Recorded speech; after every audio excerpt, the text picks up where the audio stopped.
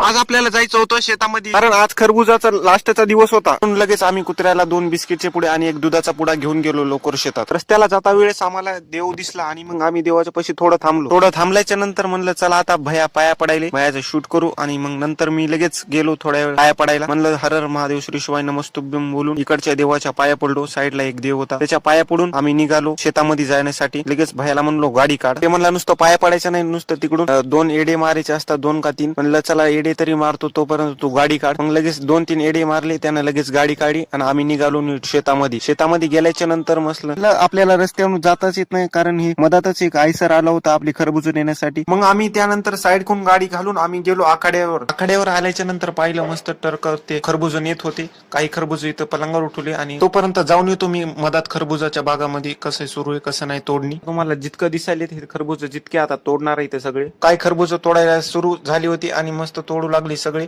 त्यापर्यंत लगेच महाराज आली. महाराज म्हणून त्या कुत्र्याला बिस्किट दिले होते. इथेच ब्लॉक